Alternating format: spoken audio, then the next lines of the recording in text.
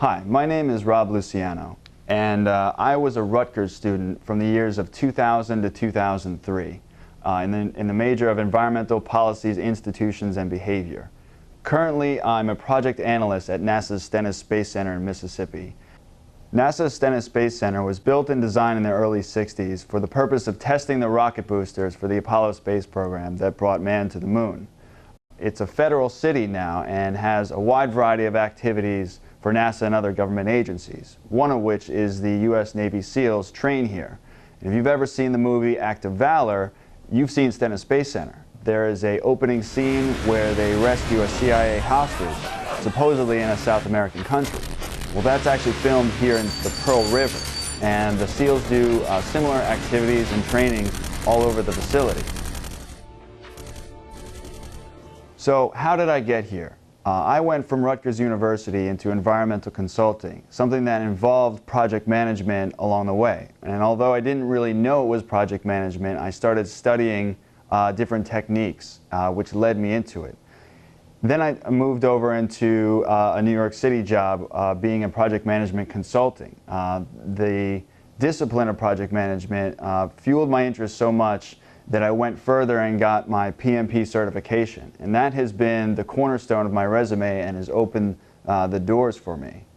My role here is a project analyst, and that has two different sides to it. One is a project management internal consultant, and the other is a financial analyst. As the internal consultant, my job is to schedule, report, and coach our project managers.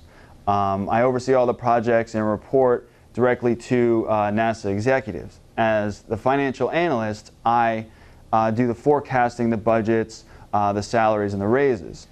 Our team down here is here to support a data center that houses NASA and other government facility information. The mission down here is for zero downtime, and since I've been here, we've been successful in never having that information unavailable to those agencies. So what is project management? Well, there's a Project Management Institute that defines project management as a temporary endeavor taken to create a unique product or service. And what's really important about this phrase is temporary. A project is anything that has a start and a finish date. It doesn't matter how long that temporary period is. Some projects take years or even decades. But the point is that we're getting to an end date.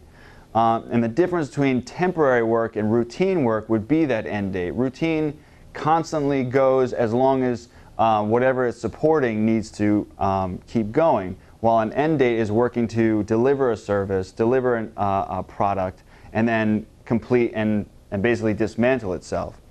If you were to want to fix your teeth and get braces, this would be a project where you strategize how to get the braces, find an orthodontist, the orthodontist fixes braces to your teeth, and slowly but surely they straighten out into an end date, which is removing the braces and actually having straight teeth. The routine work would be the retainer that's used after that to basically keep your teeth straight. You've already completed the project, but you constantly have to use a retainer to keep those teeth straight. Project management utilizes a whole variety of resources, and you're always working towards getting that to that end date, and you're going to need supplies of different things getting there. That could be anything from people to money to hardware to even your time. So to get to a project's desired outcome, there usually is three components that are constantly stretching and fighting on each other, and this triangle represents those three components as time, cost, and quality. And how that works is if you want a project done and you want very low costs, that's usually going to affect how much time is put into it and the quality it's put into it. You're not going to get a quality product if you keep the time the same and you keep the cost low.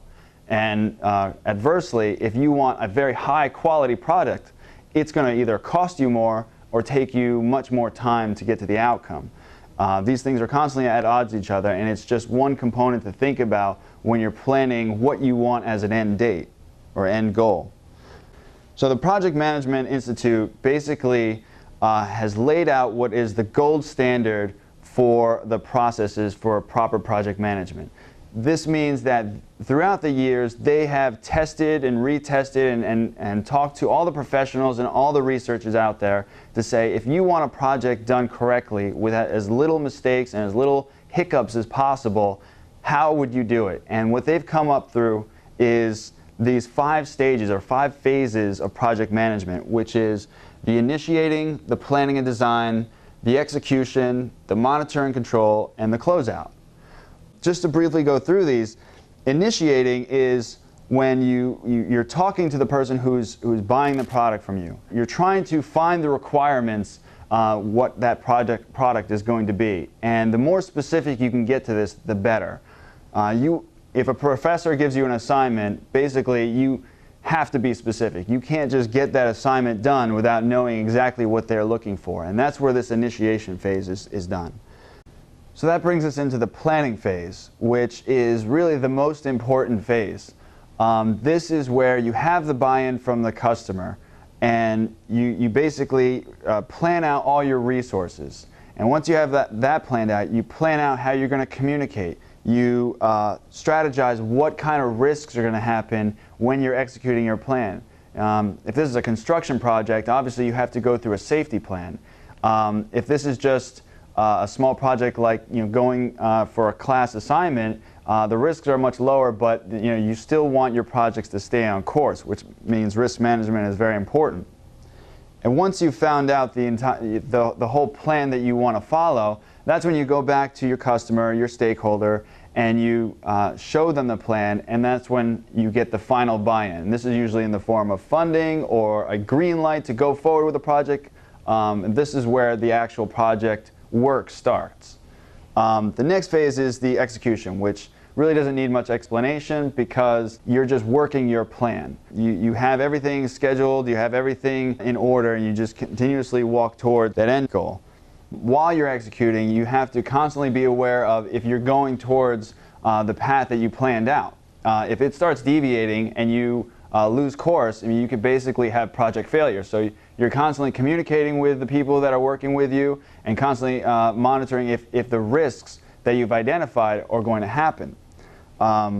It's an iterative process, and you're constantly revisiting. And the project manager's job is basically to oversight that and to make sure that the end goal is always in mind and that everything is marching towards that. The closeout is basically self-explanatory. It is the completion of the project and the delivery of that product or service to the customer. So I talked a little bit about risk in the project phases.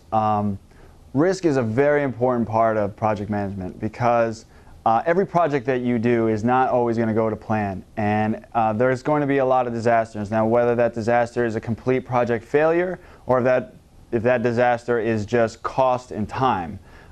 So in order to do this, you basically have to identify risks ahead of time and make contingency plans on what's going to happen if those things happen, because you want something that's going to keep you on success. If you've ever been on a diet or tried to get yourself to any healthier routine, you know that basically it doesn't always go to plan of how you think it is, come start that Monday morning when you're going to do it. Risk management is basically saying, okay, if I'm in an environment where I know I'm going to eat unhealthy foods and my goal is not to do that, then it's thinking ahead of saying, well, if I get these urges, if I get these triggers, what am I going to do about it before it happens? It also means you think about if you have a complete blowout and just get completely off the wagon, go completely gorging yourself with whatever kind of bad food. That would be project failure without a risk contingency plan. So how do you get back on the wagon? How do you start back up to go towards your goal? These things are going to happen. So there are many ways to identify and categorize risk, and the Project Management Institute has delivered this chart, and what it's helpful for is identifying which risks are most likely to trip up your projects. And so it's a chart that has likelihood on the x-axis and significance or impact on the y-axis. So this categorizes risk in where you want to emphasize most of your energies, because these project risks are basically need to either be lowered in risk or deviated in risk or need a contingency plan about what would happen. To an example of a contingency plan would be the car insurance you have for your car. If you get into an accident, which is maybe less likely to happen because you're a safe driver, but if it does happen, it's a very high significance to your life. So insurance basically says your life will not be over. You can get the health care you need to get back into health, and you can also protect yourself from being sued, and that's a contingency plan. So how can this help you? I consider project management skills similar to leadership skills. These are the softer skills that are going to enhance any career or any field you go into. Whether you go into finance, economics, marine biology, or arts and humanities, there's always going to be projects. There's always going to be an end date that you're working towards. And these processes are going to help you to think ahead and strategize on how to get to that end result.